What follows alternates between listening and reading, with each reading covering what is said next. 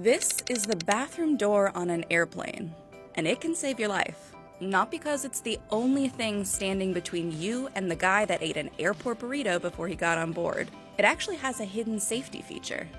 Can you figure it out?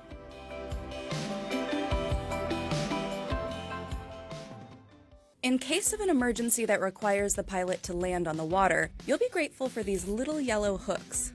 The number and placement of hooks on each wing vary from plane to plane, but they all do the same thing: help passengers to safety. They're an anchor for ropes, which passengers use to steady and pull themselves across the wing, especially during a water landing. The ropes and hooks can also be used to tether rafts to the plane so they don't float away as passengers board.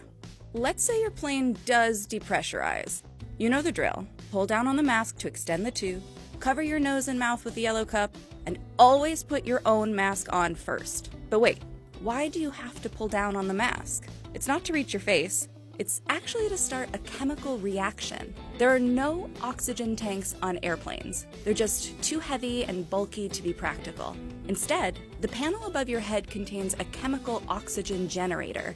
It's a small canister that holds sodium chlorate, barium peroxide, and a pinch of potassium perchlorate. And when all three mix together, the extremely hot chemical reaction lets off oxygen. Your seat cushion functions as a flotation device, but did you know it's also fireproof? Let's take this back a few decades. During a 1967 test for the first Apollo moon mission, 3 astronauts were killed when the interior of the capsule caught on fire. An investigation showed that the craft was filled with highly flammable materials, including the foam in the seat cushions. This led NASA to conduct a whole slew of research for a way to cover flammable things with a fire-resistant material.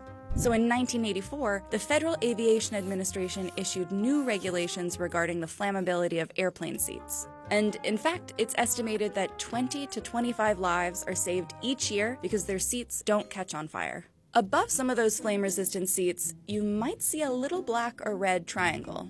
Those triangles actually signify what's nicknamed William Shatner's seat. It's a reference to a 1963 episode of The Twilight Zone, in which Shatner's character sees a gremlin on the wing of the plane. The triangles signal to the crew which windows have the best view of the wings in case a flap malfunctions, or to check to see if they've been de-iced. While you're staring at the gremlin on the wing, you might notice a small hole in the window. Usually not a good feature for a window, but necessary in this case. It's called a bleed hole, and it prevents your airplane window from blowing out. That's because the air pressure inside the plane is so much greater than outside, which would cause any normal window to explode. But the windows on an airplane are made up of 3 panes: inner, middle, and outer. The outer pane takes the pressure, the middle acts as a failsafe, and the inner is just there so passengers don't mess with the other 2. The hole also lets moisture escape from the gaps so the windows don't fog up or freeze.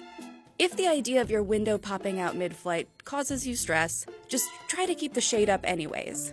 That simple action could give you peace of mind and potentially save your life. Before taking off and landing at night, crews will often dim the cabin lights and ask passengers to open their shades. This is to give their eyes time to adjust to the darkness. In case of evacuation, passengers' eyes will already be acclimated to the blackness outside. If the lights stayed on, their eyes would need time to adjust, and they'd end up wasting precious seconds stumbling blindly instead of quickly evacuating. While joining the Mile High Club might seem like a fun idea, you won't get the kind of privacy you might expect. In fact, a crew member could open the bathroom door at any moment, no matter if you locked it or not. On the outside of most airplane bathroom doors is a little plate that says lavatory, and under that little plate is a latch that unlocks the door from the outside. This allows the crew to access the bathroom in case of an emergency. While you're in the bathroom, you might notice an ashtray. But wait, you think to yourself, I thought it was illegal to smoke on planes. You're right. Smoking on an airplane has been banned on U.S. airlines since the late 1980s and could saddle you with a fine of up to $25,000. Even with the threat of a fine, the Federal Aviation Administration isn't taking chances. It lists ashtrays in bathrooms as legally required to meet the minimum equipment needed for a plane. Trash cans on a plane are mostly filled with flammable materials, like cocktail napkins, so tossing a cigarette butt into one of those would not be good. After all, there are still plenty of things in a plane that aren't covered in flame-resistant material.